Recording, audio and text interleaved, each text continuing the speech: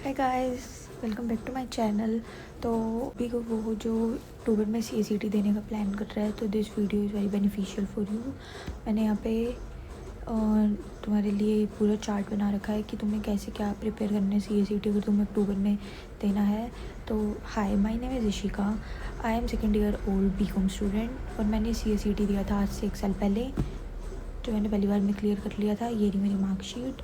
मेरे 111 मार्क्स आए थे आउट ऑफ 200 मेरे टाइम पे। पूरा जो पेपर होता था वो एक ही बार होता था और वो ऑनलाइन होता था। मतलब चारों सब्जेक्ट के एक ही दिन पे होते थे। तो मैं तुम्हें बता देती हूँ कि तुमको कैसे प्रिपेयर करना है अक्टूबर के लिए।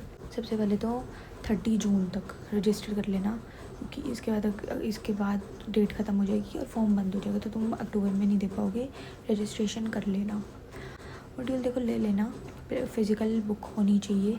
मेरे टाइम पे तो मतलब ऑप्शन होता था कि बुक फ़िज़िकल लेनी है नहीं लेनी, क्योंकि जो स्टडी मटेरियल था वो साइट पे पूरा अवेलेबल होता था, तो वहाँ से भी पढ़ सकते थे। पर मैंने बुक्स ली थी।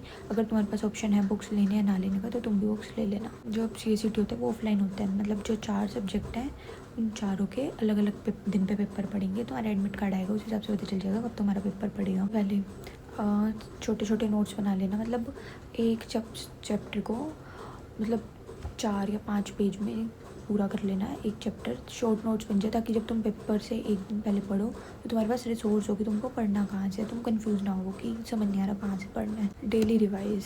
अगर तुम्हारा मेमोरी लॉस होता है, तुम्हारी शॉर्ट टर्म मेमोरी है, तुम्हारे दिमाग में चीज़ें याद नहीं रहती, तो तुम पेपर में पक्का भूलोगे। तुम्हें भी लग रहा है तुमने याद कर लिया।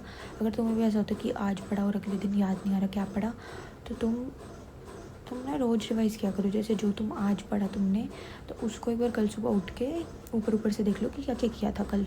इससे जो तुम्हारी मतलब दिमाग के ना अनकॉन्शियस माइंड में वो चीज़ तुम्हारी बैठ जाएगी। तुम्हें लगेगा नहीं बेशक, पर वो पे उसके जब तुम एग्ज़ाम में लिखोगे या जब तुम राइटिंग प्रैक्टिस करोगे, तो तुम्हें याद आएगा कि तुमने क्या क्या पढ़ा था। देखो जैसे अभी चल रहा है जून, जुलाई, अगस्त, सितंबर, 3 महीने हैं, 4 सब्जेक्ट हैं।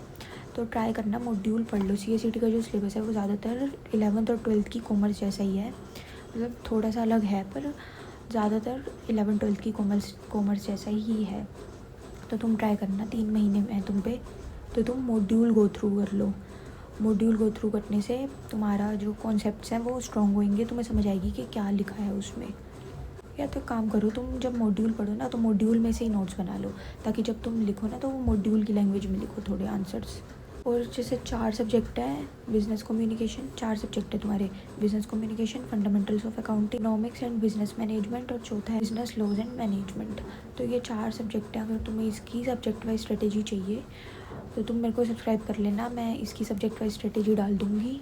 कॉमर्स के मतलब बैकग्राउंड से बच्चों के लिए ज़्यादा इजी होगा क्लियर करना। पर ऐसा नहीं है कि नॉन कॉमर्स को समझ नहीं आएगा। अगर तुम दिल लगा के समझो तो समझ आएंगी चीज़ें क्या है उसमें। That's it's for me from my side. If you want anything else you can comment in comment section. Till then, bye.